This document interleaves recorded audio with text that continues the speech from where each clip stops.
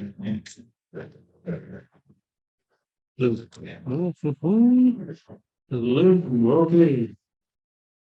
everyone a couple seconds here to get their bearings. Okay, welcome to the July 29th meeting of the Rotary Club of Beavercreek. I'd like to thank our greeters. I think it was Shannon Graham today. Stephen Brown actually is helping out as secretary. So I think it was just Shannon Graham. Who did Ticketmaster? Don Adams helped out. Jim Gundel for helping us Ticketmaster. Pete Bales, Mark Weinstein, and Mike Swick for the great programs as always, and Jim Thump for the website as well. Do I see Mr. Jarvie?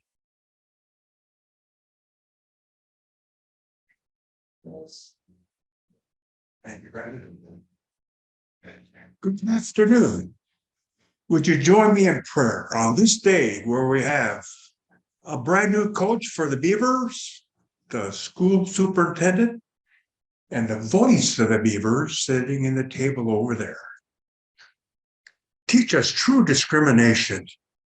We need to be able to tell the difference between faith and fatalism, between activity and accomplishments, between humility and inferiority complex, between a quick salute to you and a real prayer that seeks to find out your will. Father, as we make a new beginning this week, teach us true discrimination. Amen.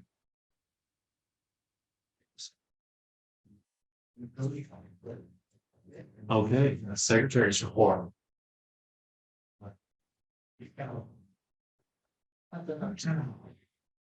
Ready for a report? So, we have several guests for my first time by myself, so be patient. Mike Headley, you had a couple guests. Okay. One other.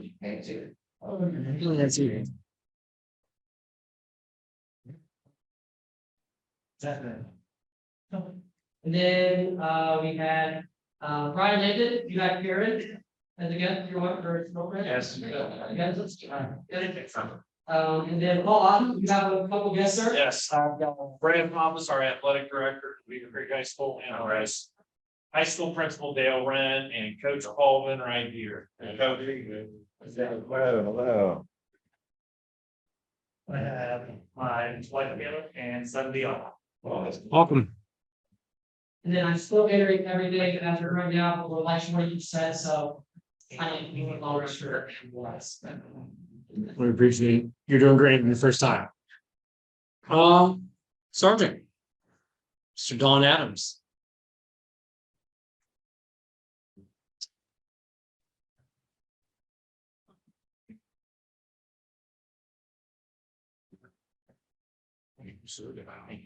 It's getting better. There were 10. They were at least 10, yes. I'm counting them and I'm watching who's doing it. Today's July 29th. It's National Lasagna Day. Something I found out, the largest lasagna ever created was by a Polish restaurant, and it weighed 4,865 kilograms or 10,725 pounds. That might take a day or two to eat that.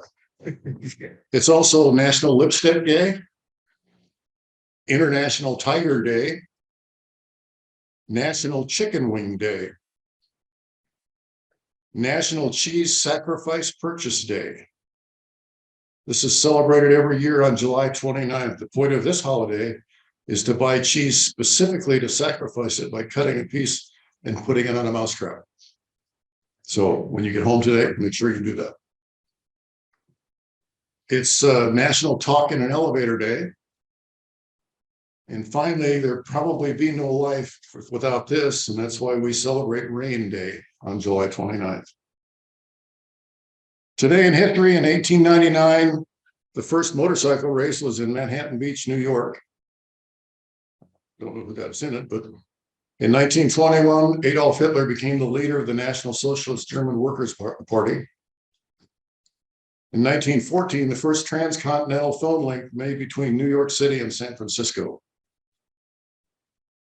And this next one is in 1927, especially important because of, I think last week we announced that there's a polio been diagnosed in New York, and the first iron lung was installed in 1927.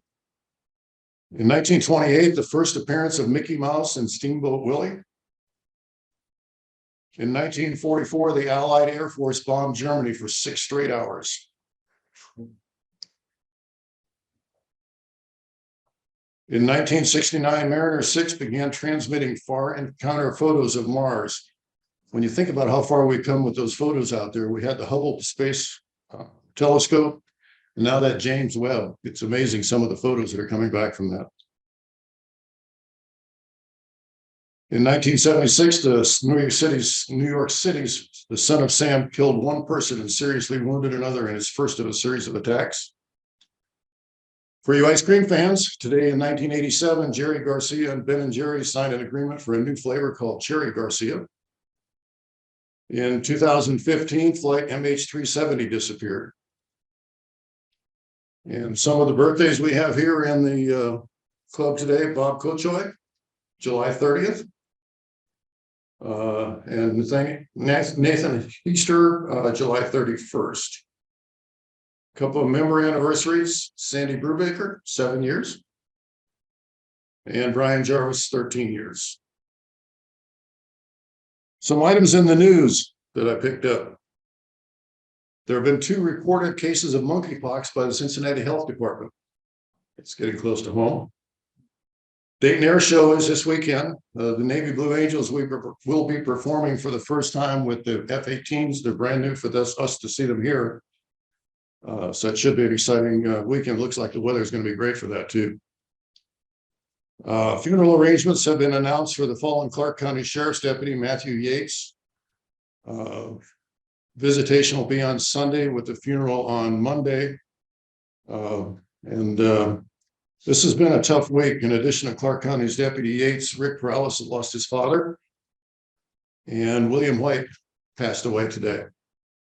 So you might remember William being here at our Rotary. He had ALS, and he's been fighting that for a long time. So Cincinnati Bengals quarterback Joe Burrow is having appendix surgery. Probably a good thing it's early in the season and not in the middle of it. That could be a real problem.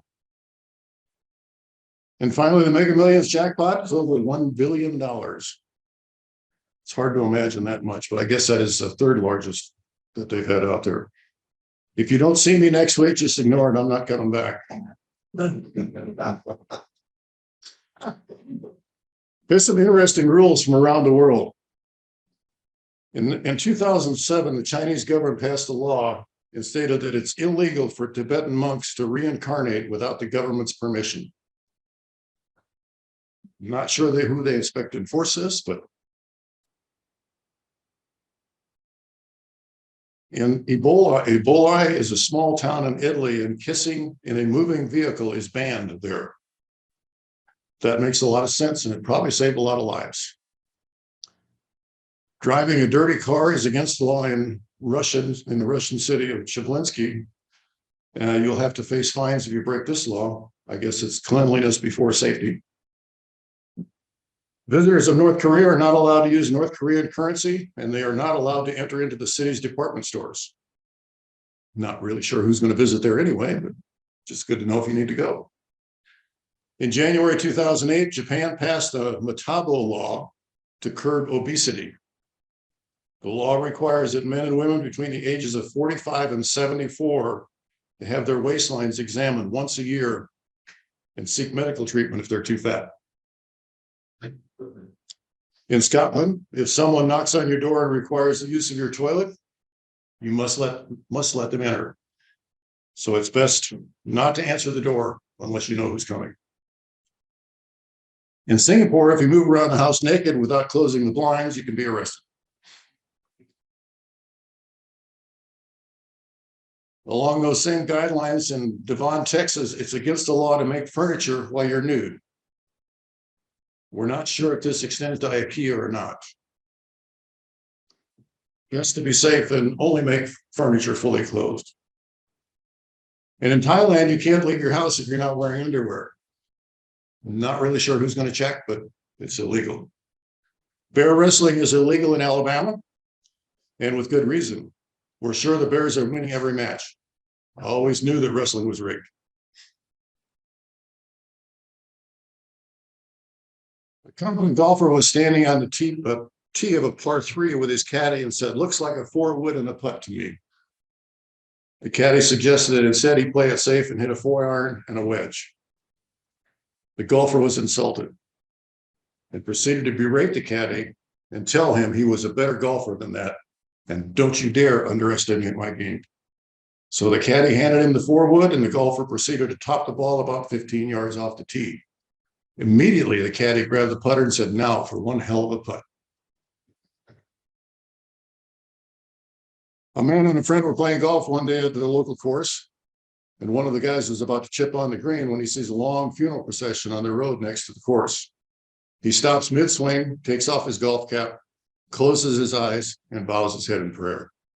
His friend said, "Wow, that's the most thoughtful, touching thing I've ever seen you do. You truly are a kind man." The man replies, "Yeah, well, we were married 35 years.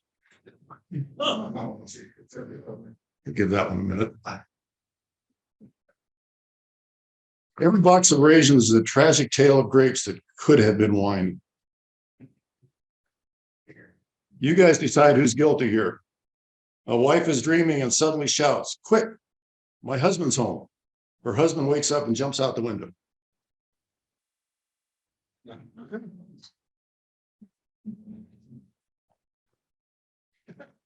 Well, you know what? You say wrong to me. Yeah.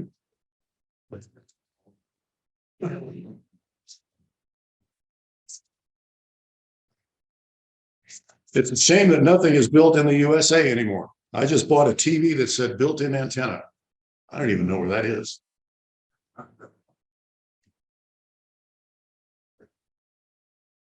The woman rushed to see her doctor, looking very much worried and all strung out.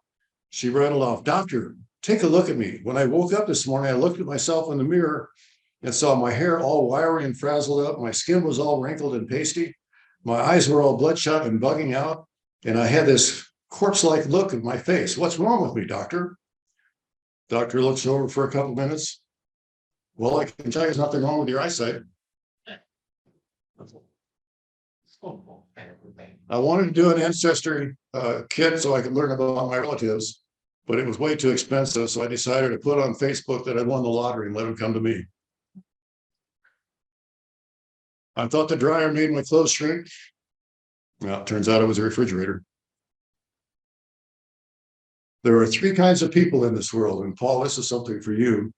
Those that can count and those that cannot.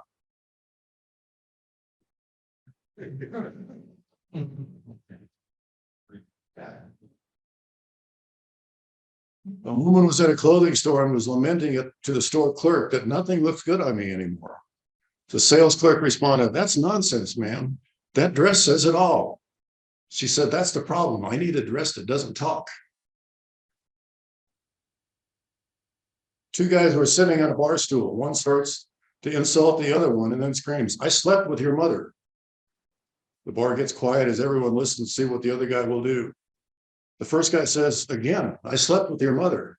The other guy says, "Go home, Dad, you're drunk."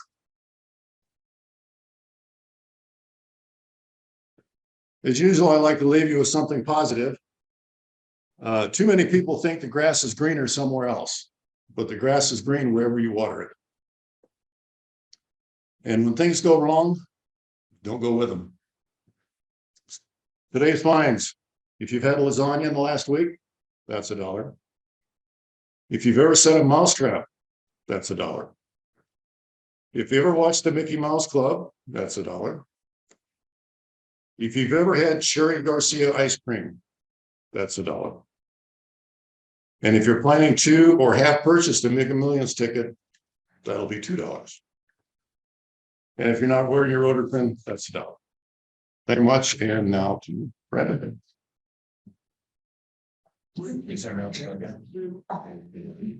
I'll tell someone about Ben and Jerry's. NPR has a really good podcast called How I Built This. And there's a great episode with founders of Ben and Jerry's. And it's a must listen. It's incredible that business survived. There could not be 2 worse people who should have never had a business. it's a great story. That one of them dropped out of, I think, 5 colleges. So testament to how silly they are. And they started an ice cream business in Vermont. So good story. Okay. Let's do happy bucks. Sir. One, my wife and I took a vacation for 3 weeks to Iceland and Greenland. But before we go, we're celebrating our youngest son's 50th birthday this weekend, which is really fun. And his youngest son he's played football this year, so we have season tickets for the kids, the grandkids.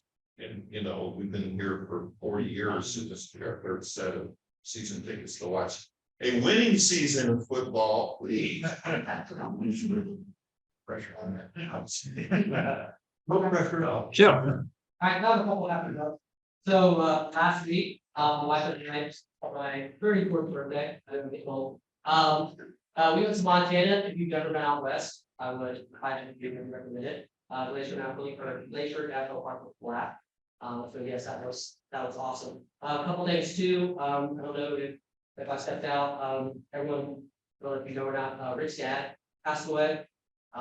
So definitely keep him in your thoughts and prayers, as well as William White as well. He also passed away. So keep them in your prayers. Anybody else? Sir.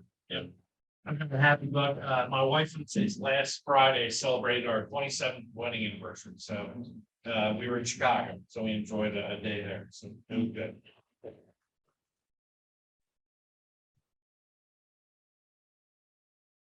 Shannon Graham. We are 1 week away from the Dragons outing. If you bought tickets, don't forget. Put it out there. So hockey season started early this year. So before school even started, we're already doing practice games and all kinds of stuff, and that's kind of exciting. I've never been a sports person, but watching Isaac play hockey, I've kind of gotten into the hockey. Kind of cool. Anybody else? I'll just say I'm happy because I'm an at-will employee in my new job, and after a week, they haven't fired me yet, so it's going pretty well. Ticket drawing here. We've got number 117102. 117102. Sandy Brubaker. For those guests here today, we do a raffle drawing every week, 50-50 essentially. If your ticket gets called, you get to pick a card from the deck. If you get the right card, you get half the proceeds, and the other half go to our Christmas basket project that we do every year. Sandy has drawn the wrong card, it seems.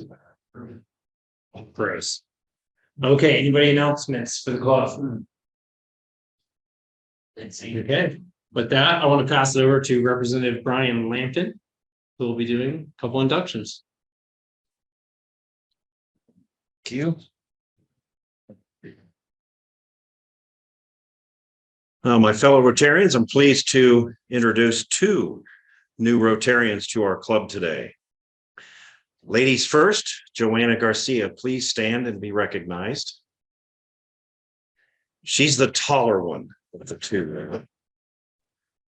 Born and raised in Youngstown, Ohio, Joanna graduated from Boardman High School. She was cheerleading captain. I know that's a big surprise. She was also president of the Italian club, and this one was the surprise to me. She played violin in the orchestra, so she was cool and a band nerd all at the same time.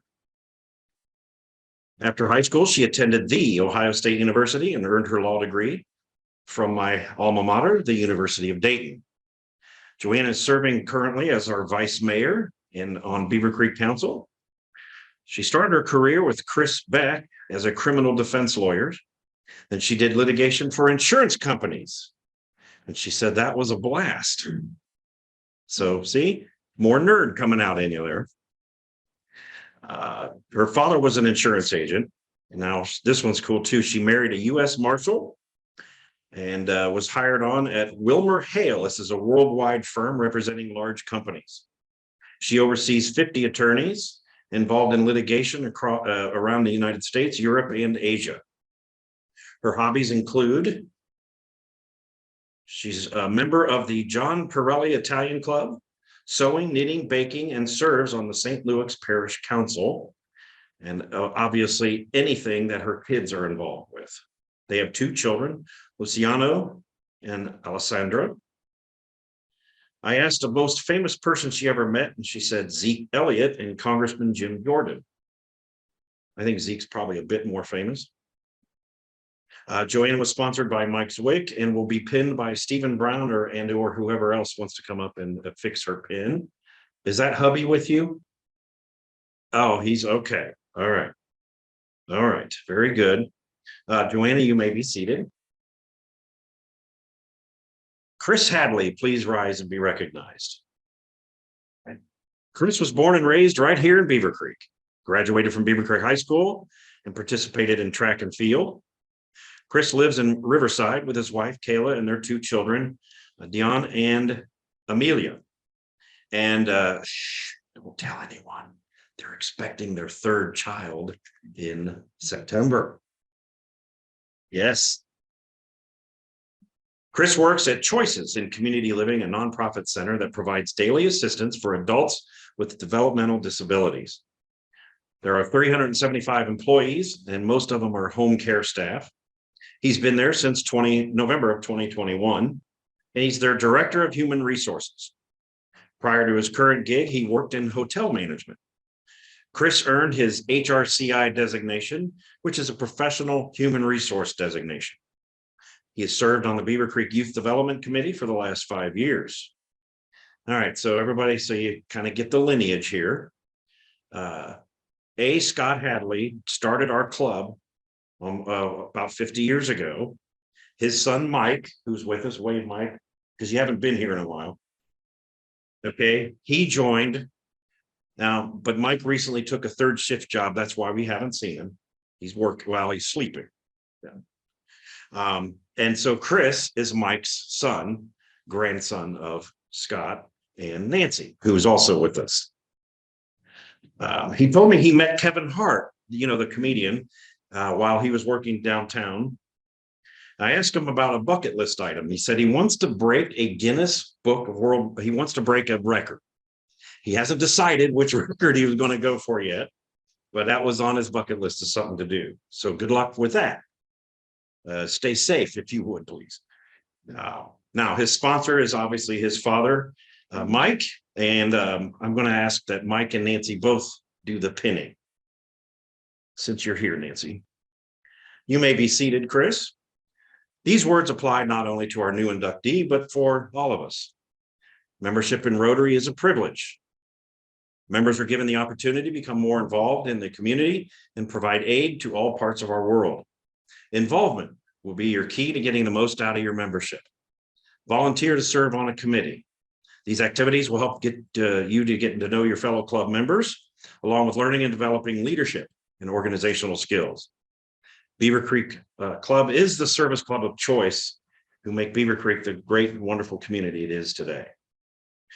Now, members, we are expected to attend our regular meetings and make up by visiting neighboring Rotary clubs if you cannot make our Friday afternoon meeting. We also expect a prompt response to your quarterly invoice and participation in the Paul Harris Fellow Program. But most importantly, involvement in our club activities. Leaders are doers, not watchers. There's so many of our opportunities to serve with our club projects, including our annual dictionary project, Christmas basket delivery, popcorn festival, golf outing, student exchange, pancake breakfast, and of course, service on our board. We recognize and award our members for perfect attendance, participation in the Paul Harris Fellow Program, past presidents of our club, and service on our board of directors. Membership in Rotary is an honor and a privilege. Treat it with respect and dignity. Wear your Rotary pin everywhere with pride. But most importantly, practice the principles and values of Rotary in your daily business and personal life. The motto of Rotary is service above self. Make this motto part of your life. We expect that you will be involved with our club. That's why you've been invited to join. Rotarians are leaders. They have the desire to improve the community and world around us. Now at this time, Joanna, would you please come forward? Chris, Stephen, Nancy, and do we have pins? I guess is the first question because I don't see any up here.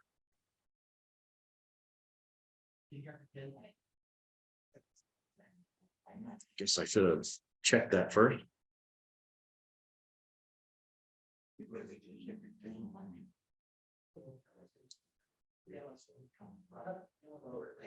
We borrow.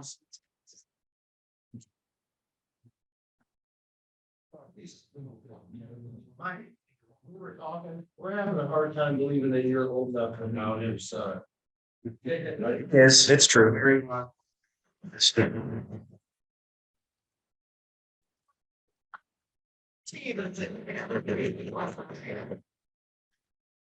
I'm not for there's 21.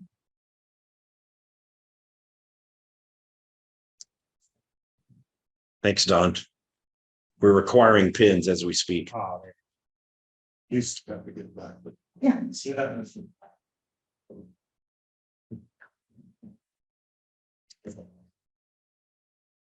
Yeah, no, I wouldn't. I'd just hand it to her. Read.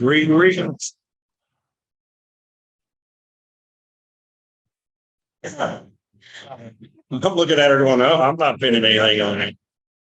You look great, by the way, just saying.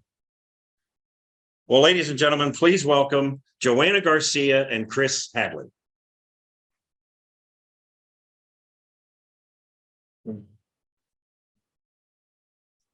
Wow. Oh, Rotary. That's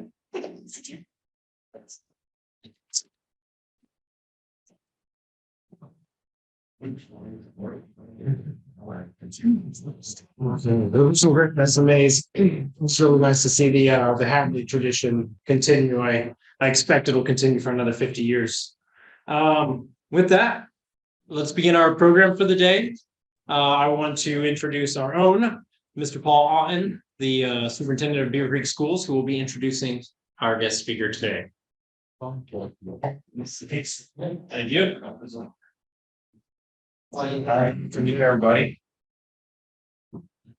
When I was asked to say a few things about Coach Colvin, I first reached out to Brad to see if Brad would be willing to really kind of give his stats. But I want to tell you a little bit about what we see in Beavercreek. Anytime we have a position that opens in Beavercreek, we go with the understanding that we have to find someone that's going to make our program better, regardless of what the position is. So we always want to take a step forward, not a step back. What I'm going to tell you about Coach Colvin, I was able to meet him in the wintertime, actually. And there was something really special about him. We sat on, I think it was a Saturday or weekend, Sunday. Yeah. We sat in Brad's office and just had a conversation and talked, asked questions. It wasn't really an interview. It was more of a get to know Coach Colvin a little bit. And the minute he walked out the door, I knew he was going to bring something special to our district, to our kids, to our community. The guy is top notch. What he has done for our program, and right now they're undefeated. Okay, so they are undefeated, and under Coach Colvin, what I recognize is I don't know if they'll stay undefeated, but what he has already done for the culture of that program, what he's done for our high school is unbelievable. What I love about it is I love running into people at Kroger's and they'll say, hey, my son decided to come out for football this year. That new coach you got is great. We love him. It's very exciting. So his impact, he probably doesn't even realize it yet, has already been great and has turned the program to where we want it to be. So with that, I'm going to turn it over to Brad Pomps. I'm going to let Brad tell you a little bit about how we hired Coach Colvin and a little bit about his stats.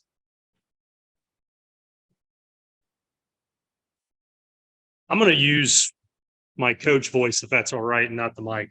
I don't get to raise my voice much anymore because I'm not on a practice field anymore. So when it became evident that we were going to have a coaching change, how these things kind of go, you put together your wish list, type of person that you want in charge of your kids, in charge of your young men, what type of record that they have on the field, And then you start reaching out to people in the community as far as coaching and also other athletic directors, other administrators. One of the same names that continue to surface, and he was already on our radar because you just look down 35. You go, they're pretty successful just down the street, so to speak. And can we get him to the table to meet with us? And I'll be honest, I wasn't sure if we could get him to the table to meet with us. And thankfully, Marcus was willing to come and talk. And Paul just alluded to how those things kind of work. Folks, so, well, what are they waiting on? Like, what's the process? You know, they've had it posted for so many weeks. Well, you don't want somebody to march into the school during the middle of the school day out of respect for the relationships that they already have with their current football players and their current school.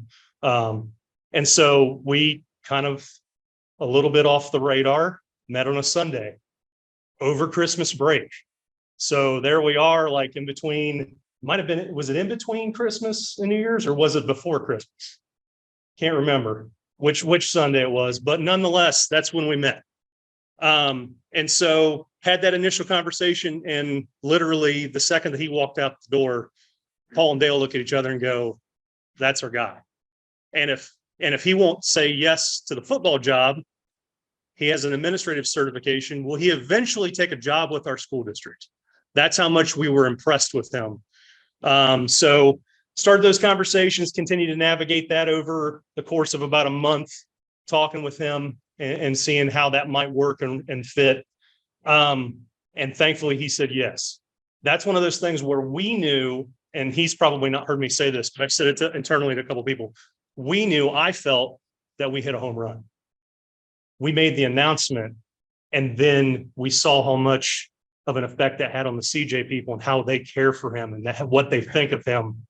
And you kind of go, oh no, not only did we hit a home run, flip the bat, like trot around the bases, it was a walk-off home run. So with that said, it's going to be a bit of a rebuild, and you know, it'd be great to have that winning season right off the bat. What I can tell you initially that's already happened, he has approached solid individuals, retained some solid guys off the previous staff, got a whole bunch of folks to come with him from CJ, attracted a really good offensive coordinator to come from within our conference, that team down off 48 that wears gold and black. Their guy is now going to be wearing orange and black. So that did not set well with them, but that's totally fine. So, and I'm joking that they're fine with that. We have a good relationship with them other than in between whistles. So that's that. The energy amongst our kids has already gone up quite a bit. You probably are starting to see some postings about shortages of helmets, shoulder pads nationally, between the shutdown and the pandemic, worker shortage, and then one of the major manufacturers, Rydell, of equipment, we use primarily, one of their 3 major plants burnt down in the middle of that. And all of the equipment that was there, and we go through a reconditioning process every year where annually helmets and shoulder pads are shipped back for inspection and cleaning. Any of the high schools, colleges, professional teams that their stuff was there, gone. And they had to replace that with new stuff. So that just kind of compounded the issue. So that then meets energy and excitement on our end is up.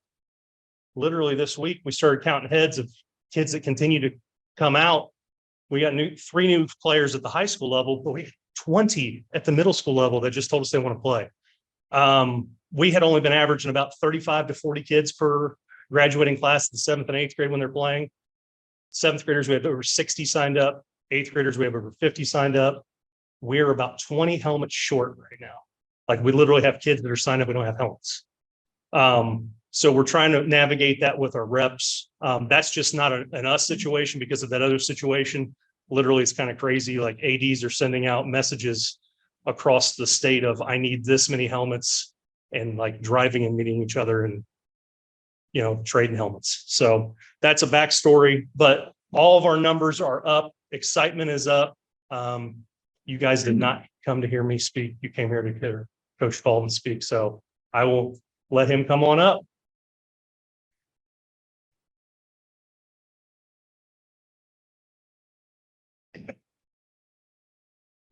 I will use the mic because I got to go to practice in like 35 minutes. So, and we're actually in the midst of two-a-days. This will be our fourth two-a-day of the week. So we've been working really, really hard. I'm very thankful for, all those guys sitting over there. I'll take you back to even before meeting with them. I loved Chaminade Julian. I still love Chaminade Julian. It's a great place. So formative in my life. I was there 19 years. I got there at the University of Dayton, student taught there, took a social studies job, climbed the ladder, coordinator, became head coach, luckily at age 30, really young. And we had some pretty good success. And it was never a thought of mine that I would not coach at CJ. However, I get a call end of November from Brad Pompous, who I had not met at that point, Beavercreek AD. And I knew because we had just hired an AD, and he said he had talked to me maybe a month before that and said, Beavercreek just opened. Please don't go to Beavercreek. And I was like, I'm not going to go to Beavercreek. We're good, man. Let's go. And Brad Pompous calls about a month later, and it was very kind. He said, hey, it's interesting to talk to you about the job, and I'm like, I don't know. I think I'm a pretty humble guy. I don't know. You got to go to work every day. I got to try hard every day. There's nothing that's like given. And so to hear all those nice things said, I don't know. I just like, I got to work really hard. Every day's different. And I don't feel like I've done anything special. Maybe I'll feel that way after like, a long career, look back on it. But we had a conversation. I go to my wife and I said, hey, Beavercreek's AD called today and asked me to talk about the football job. She's like, what'd you say? I was like, nothing really. Nothing. I don't know. Should I do that? She's like, well, maybe you should learn about what they're going to tell you. And I decided to do that. And kind of reluctantly, I wasn't sure I was going to leave CJ and, learn about the opportunity. Obviously, I know the history here in terms of football, and it's a difficult, it's a great job. It's a difficult job in the sense of who you have to play every week, but it is a great job. But from that first meeting all the way through, to saying yes. And I got to a point in January where I talked to my principal and I said, you got to give me a reason to say no, because I don't see a reason to say no. And it's bigger than football. I also enjoy young people. I've been an educator. I taught for 15 years. I was assistant principal at CJ for 3 years through COVID. So my whole assistant principal years where it was COVID related, and it was a really difficult job. So, really grew up, but I also enjoy like the classroom, that aspect of being in front of kids. It's not just about football. And on top of the football gig, I was offered a great opportunity, to bring in a new program to the high school, the alternative ed program, working a lot with Bobby Fiore, the assistant super, and she's been great. And Corey Freed, who Brad was just talking about, offensive coordinator, will be a teacher in that program. And here I am just as excited about that as we are about coaching football. And I really mean that. I'm not just saying that, just to go and serve these kids who need our help, who need a little bit of mentoring, a little bit of motivation. And I think us two are perfect for the job. But the total package and the opportunity, and people, if you know anyone from Chaminade Julian, I think people at CJ would tell you, Marcus must have really wanted that job, because they treated me well. They gave me great opportunities. There was never anything they did that would say like leave CJ. It was all the opportunities that were presented to me as a professional, as a football coach, but also as a professional educator, to grow in my career. And I'm now 41. I recall being hired at CJ at age 23. And one of the first meetings I had was talk about my TIAA CREF allotments, right? In the retirement, I'm like, give me my $28,000 contract. I'm now rich. I'm rich. Okay. And I don't care about retirement, so you're not thinking about long-term things. And, I'm at a point now where it's like, you got to start looking at the next 20 years, of your life. And that was a big part of it. So it was perfect timing for them to reach out, perfect timing for me to think about it. And I'm so happy I've said yes. I can't tell you that enough. When I see people wear the blue and green, I'm wearing the black and orange everywhere now, right? And they're like, it's just different to see you in those colors. Like, well, get used to it. But I'm super excited to be here. But I also get the look of, you're at Beavercreek now, right? And I get it. If you look at the past, and let me say this too, because I always have to make sure that this comes across. I think Nick Black is a phenomenal man. A really good coach. I really thought highly of him. And so, whenever I talk about the past and those things about where we're trying to go from, it's never a stain on him. Being in it now 6 months, I see his struggles. I see it. You can see and identify where we really absolutely need to grow. But I'm also very confident about what we can do. My son's going to come over and play 5th grade Eager Beavers. We also got a couple other CJ kids come over who live in the area. So, and actually, CJ's AD, athletic director, he lives 1 mile from the high school.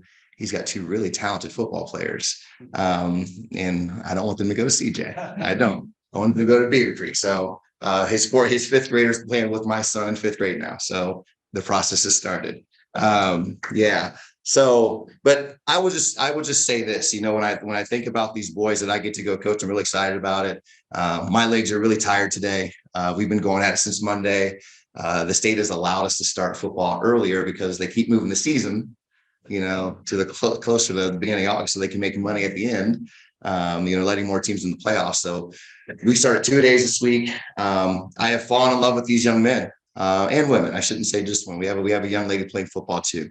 And the one thing that I've talked to them about the entire process, and we had a great experience at Wittenberg. We did an overnight camp where we practiced on the field, but at night had great conversations about life. And the word we chose to focus on was respond. I think that's going to be the word of the year for us. I hope we have that winning season. I hope, right? I'm also a realist, okay? And understanding that just seeing who I'm coaching on a daily basis and where we are, Springfield's a little ahead of us and so is Wayne, and Centerville's going to be really good. And, Northmont's not bad with all their athletes. Like, I get it, but we have to be good at responding this year. And what I mean by that is whether we do something that is good on the field, we make a great play. It's good to celebrate that. We got to get back on the line and respond to the next play. We can't be so thoughtful about we finally did something good. Okay. Probably even more is when things don't go well. Okay. And I'm not talking up here to tell you, that's football. The one thing I would tell the kids before the game is Uncle Man Mo is going to switch. Momentum's going to be there. You might block a punt. He might come visit you for a little bit. You got to hold on to him as much as you can. When he leaves you to go to the other sideline, you got to still show up and respond. You got to battle through the storm. I think it's also a life lesson, about these young people today going into the world and facing adversity and being able to have 2 feet in the ground and stay firm, not be discouraged. We all have dealt with life situations that might make us want to roll on a ball and put a cover over top and just quit. And that's just not an option. It's all about how we respond to it. And I'm going to really take that word with our team this year as we go play Xenia and finish all the way through Fairmont, and then reflect on, were we good at getting back to the line of scrimmage, no matter if it was good or bad? Did we continue to take a step forward and play with great effort and have great energy about ourselves in the midst of a football game? If we do that versus Springfield, I hope we win. But if we don't, I will be very proud of our kids. Okay. What I would be proud about is if, Springfield and those athletes, the one going to Ohio State, they got Alabama guys, they got all these guys, right? If we just let them come out and do whatever they want, that's going to be disappointing to me. I get that they're really good, but can we be tough enough to line up with those guys and respond to every play that is presented to us? That's the goal for me this year with this football team. Brad spoke about the numbers. I'm looking at my son. I got practice tonight, 68 with my son. I'll be out at Ankeny. 3 6th grade teams, 3 5th grade teams, 3 4th grade teams. 100+ middle school kids. We had a great middle school camp. Those are my kids. Those are the guys. That's the group. Those 7th and 8th graders becoming sophomores and juniors, getting them to the high school to continue to play football, create a program that's inviting. And you have to have fun. You do have to have fun. So sometimes I look at football coaches, I'm like, you are just grinding these kids. I'd quit too. Goodness gracious, give me a reason to smile sometimes. Let's just play tag or something. I don't know. I took the kids before we went to break. So we're going to go run a mile. We're going to go view Dayton Xenia Road. We're going to run a mile down Dayton Xenia Road. And they were tired. And I was like, you're just going to follow me. And we ran right to Ritter's and had ice cream. And it was great. It was great. They were stunned, right? They were stunned, but it was fun, right? Those kids are going to remember that. Every once in a while, Coach Cole might take you to Ritter's if you play football, But all of those things, I feel that there is a great chance here. I think this is a phenomenal community. I think resourceful as all get out. The one thing I'm learning truly outside of football, in the realm of the educational piece, the reason why we're here We forget that. The reason why we're here, to get these young people ready, whatever knowledge base that they need to go take the next step, college, trade school, whatever it might be. Beavercreek does a great job. Great job. Look at Mr. Wren, my work with him, his assistants. I'm just so impressed with the adults I've had a chance to be in a room with, and that's really been ramping up for me the last couple of weeks, just getting my job started and just getting my feet on the ground. I was over at the central office doing some trainings and with Darren Schweiderman and meeting with benefits, and all these people are sharp. It just makes me feel good about being in a place where I see a lot of competency, a lot of people who get it, who care for kids, but also are not afraid to put the resources behind getting these kids. Each individual kid, there's a lot of kids over there, but each individual kid is known, is celebrated, is resourced. And it's our hope that we're getting that same type of support at home. That's really what matters. A good school has great resources, but mom and dad are doing their job at home too, to help us get that support to them. So, a lot of nice things were said about me, and that's very kind. We have a lot of work to do,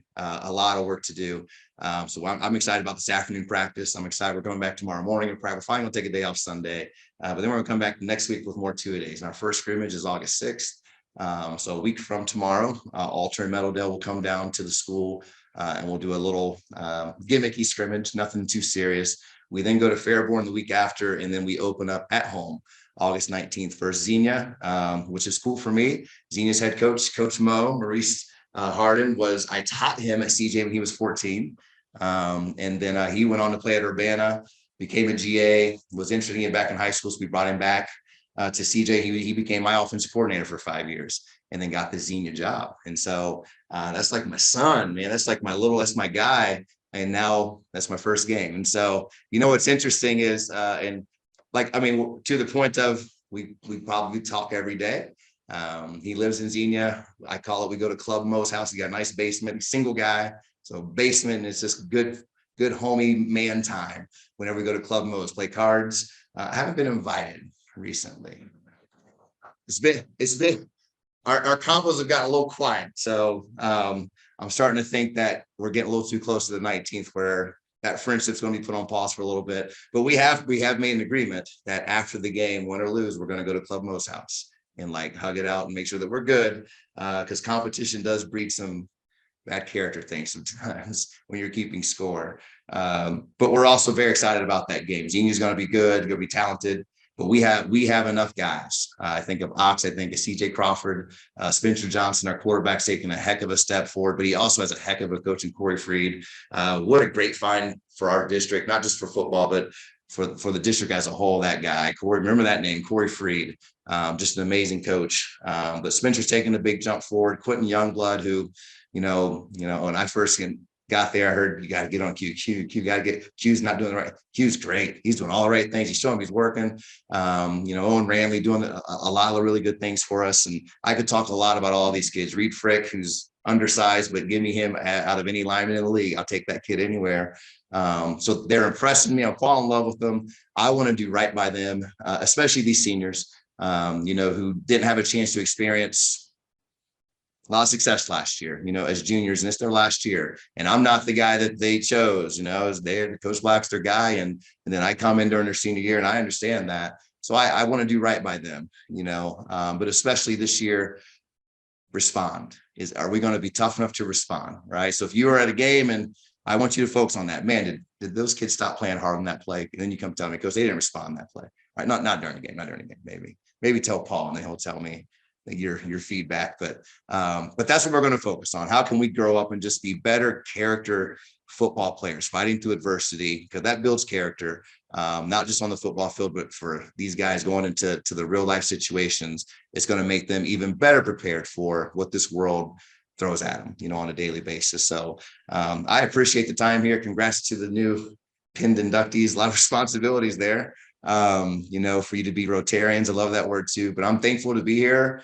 I really appreciate this. One of the things I was really super excited about being part of this community is that it's a community. I was at CJ, and there's 52 different zip codes. Now there was community built, but it wasn't like we're like, hey, we're going to go to the local park. Well, there's, kids from all over the place, so it's hard to really build that. It's really cool to be here, to to have a city backing your football team. And, I really want to grow from that and do more of these things and be around. And you'll see me at Eager Beaver practice. I'll be at middle school practices, and just really looking forward to the job. I feel very lucky to be here, very lucky to have the job that I have. And again, very thankful to the guys that made the call and, did a good job getting me to say yes. So if I see you around, please say hi. I'll take any questions. I don't know if that works or not, but I do appreciate being here. So, yes. Already, there's a bit of a culture with the team on how we performed in the past. How do you take them and move them forward? Last year, there's several games, they were in it until one play. And then the score, they were nowhere near in it at the end of the game. How do you pick them up when that one bad play comes and keep them going so they keep it close and maybe even win the game? Mhm. In the moment, that's tough. I think it's learned, it's seasoned. What we're doing now, we've gained some kids, we've also lost some kids. We're working we're pushing them to limits. I mean, we're lifting 4 days a week. We're practicing moments like that. We do a period of practice we call sudden change, where you might have not been in the practice, or your helmet might be broken. We're going to do a live scrimmage and you got to be ready for it. But I think it's practiced. Are we going to be able to be better than that this year? We will. Are we going to be as good as we need to be? Probably not yet, because I do think it's a January through November thing. It's not just oh, this didn't go well during this play. It's how did you respond in January when coach pushed you and you didn't think you could do that extra rep and you did it. It's really just teaching them that there are no barriers that should be stopping them. I'll tell you this story. Nick Oxner, we had a really tough conditioning day. Nick Oxner's a senior. I just love this kid. I get to coach him too. I'm coaching outside backers. I haven't coached a position in 5 years either. So I'm having a time of my life coaching football right now. I'm having as much fun in 20 years as I've ever had. I mean that. But we had a big conditioning, and this is like May. And Nick says, Coach, that was the hardest conditioning I've ever done. I was like, good. We got to keep doing this stuff. Nick, he says, if we keep working like this, we'll beat Centerville my senior year. Right. And listen to me. I loved that comment. Okay. I didn't believe him. I'll be honest with you. I didn't believe it. I was like, well, I don't know if we're going to be able to do that yet. I didn't say that out loud. But what I loved about that was this kid is saying to me, I'm starting to believe, Coach. I'm starting to believe we can climb the mountain. I'm starting to believe that we can do what people said we could not do, So I take a lot of lessons in his comment to me. I hope we beat Centerville. Okay. It's just not going to be that easy, but the fact that he's believing that, and he's one of our leaders, he's learning to fight through adversity. He questions himself a lot, and he's really good. And there's no reason to question himself. Like Nick, he said, well, Nick, I didn't talk to you. You did a really good job. But I'm not talking to you because you did a great job, So to your point, it's a programmed cultural response. Not just we do this in the fall. It's got to be something we practice all the time. And that's some of the things we're doing now. So it's a great question though. And I recognize that. So excited to have you here. You are articulate. You are the right guy for the job. I can tell by sitting here. Appreciate that. And we're fortunate. I'm super happy to hear everything you guys say. How do we? Beavercreek is an awesome community, and we haven't had. It's here. I think I hear it in your words, but what's your vision keeping these kids? Because in the last 20 years, my experience is we get some of the D1 players, and they get convinced that Wayne or Centerville or other places are better. And that's going to get them to the next level or whatever. I mean, how do we keep the talent here? Because I think you're the right guy, and I can see us being at the top of our league during your tenure. Just want to hear how you expect to keep that talent here. Yeah. So and just to answer that question, I've gotten that a lot. Coach, what's the vision? What's the end all goal? And I'm like, I don't know if I can see that yet. I don't know if I can see that yet, just to be honest with you. What I can see is we need to work hard. We need to be in the weight room a lot more. So we went 4 days. What I can see is we need to be better conditioned. What I could see is we need to be better tacklers. This is me watching film from last year. These are me, my notes. We need to be better tacklers. But overall it becomes what I talked about. we have to be better responders to adversity. I think a program, it's bigger than just the on-field practice. If I think about my times at CJ, kids love playing football. I think about why they love playing football. Always had amazing adults in their lives, very thoroughly involved in what they're doing, from the academic perspective to the football perspective to the life perspective. To me, it is about relationships. And again, what I'm talking about now, I'm not saying that wasn't happening before. I have no idea. In fact, I've gotten to a point where people say, well, last year, I say, stop. Don't care about last year. Don't care. We're going forward, right? But it's a programmed approach. It's the relationships you're building with these young people. There's some sophomores on our team who aren't going to play varsity. How do we keep those kids engaged? Tomorrow morning, we're going to focus on our young kids, actually. So we're bringing them in for practice. We're going to do a live varsity good on good scrimmage, but then we're going to focus the rest of the time on special teams and our young guys scrimmaging each other, because we need to make sure that they're developed, that they're participating, that they want to come back. Team camp at Wittenberg, we did 3 days there, 2 nights overnight. Great experience for a kid. We've done a house draft. We've drafted our kids into different houses that they compete against each other within the program. There's things outside the football field that I believe that we're going to be doing that hopefully keeps kids attracted to our program, even if early on they're not playing a lot. I've learned Nick Flannery is a name I will never forget. He was a freshman at CJ before I was head coach. And we had a Friday night game, and this freshman kid was in the locker room goofing around, and it made one of our seniors upset who was focused on the game. And for some reason, our senior middle linebacker, CJ Crawford, throws a helmet, and it hits this kid in the head. Okay. We have to suspend our Mike linebacker 3 hours before the game. And our Mike linebacker was really good. I'm the defensive coordinator. I did not want to suspend our Mike linebacker. I was like, can he run tomorrow, please? Okay. So I'm in my feelings. I say, gosh darn it, I'm blaming Nick Flannery. Gosh darn it, Nick Flannery, it's a freshman kid. He'll never play for us. And now we're losing. I should never say anything for that. I said it to myself, not to him. Nick Flannery, we've got to become head coach. Nick Flannery senior year. He's our best lineman, first team all league. Goes on to play college and moves for 4 years of college football, goes to Virginia Tech, become a math degree engineer. Phenomenal kid. Lesson learned. Don't ever think you know what kids are going to be. Always give them a chance to develop, because you never know what they're going to look like when they're from their freshman, sophomore year, and how they develop mentally through their senior year, and how they're going to play for you. So to me, it is getting those kids, like I talked about the infrastructure, a lot of eager beavers, a lot of middle school kids, how we funnel them to us. We did a great middle school camp this year. It was a lot of fun. I think those kids had a spectacular experience. And so continue to do those things. But like I said, presenting myself, being in front of people, I'm trying to be the mayor of eager beaver practices and weird people. I saw one kid, I said, come here. I said, you're a high school football player? He says, no, I'm a junior high kid. I was like, sorry, I better introduce myself. I told him what I was. And he thought that was pretty cool that the high school coach was there to watch him play. Virgil, good wine, 6th grade, to be a good football player. But it's that I got to be around. I got to let those kids see me. I got to let those kids want to come and play for us here at Beavercreek High School. But the perfect world, all those kids come, we play, we're going to be good. All those kids come to Beavercreek High School and play football, we're going to be at top of the league. I believe that wholeheartedly. We just got to get them there and keep them interested in football, and obviously develop them. What I hear from you is a culture of winning, and Beavercreek has had a culture of losing that you're going to have to overcome. Mm-hmm. And that's the challenge.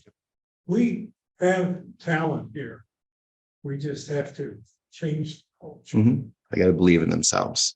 I think one of the first things I told these guys that they're winners. They are winners. They have winning mindsets. People say, I say, it's not as broken as you think. It really is not. Do I wish we had 30 more kids? Yes. Yeah. Do I wish they were more J.R. Costellos and C.J. Crawfords? Absolutely. But they need to believe in themselves, and they have not had a reason to believe. When we talked about this at camp, I said, what are some of the nuisances about playing football at Beaver? Like, well, the kids at school tell us we're not good. Everyone just comes to the game. The band is good, and the people like the band more. I'm like, man, hear all that, right? The band is really good, by the way. And I'm a sucker for a good marching band. So but definitely these kids got to realize that they're winners, and that by working hard the way that they're doing, they will win. You know, we talked about patience earlier this week and being patient through your work because the reward will come. I don't know when. Hopefully it's August 19th for Xenia, right? But we just have to be patient and continue to work hard and then wait for that reward to come. But I'm with you. Got to break their mindset. They got to see themselves as winners and being capable. So, okay. Thank you. Thank you. I know Coach is gonna be good because when I met him just a few moments ago, I said, do you happen to know a Zach Kauth? Zach Kauth graduated from CJ in probably 2008, played for the Air Force Academy, caught a lot of TDs for the Air Force. He immediately recognized the name, and I just took a picture and sent it to Zach Kauth. I said, do you recognize this guy? I said, oh yeah, Coach Cole. And I think that's testament 15 years later that the player remembers the coach remembers the player. There's clearly something going on there. So I'm excited to see what happens here at Beavercreek. Let's see, next week is the district governor. So hope everyone will turn out for that. And I don't know who the greeters are, I forgot, but if you're the greeters, make sure you show up next week. So we got a book dedication. I'll have you sign this right after the meeting. We donate a book every week to the Beavercreek Library, and you'll sign it. We have this week Cleo Porter and the Body Electric. So I'll have you sign that. And thank you to Beth Cusack, who oversees that. So with that, anything for the good of the club? Okay, sir, would you lead us in the pledge of allegiance?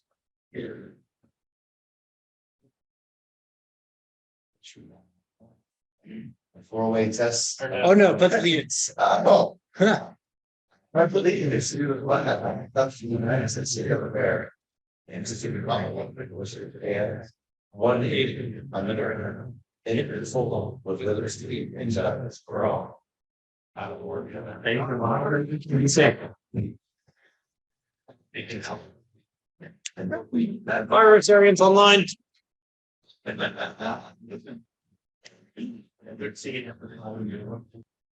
All right.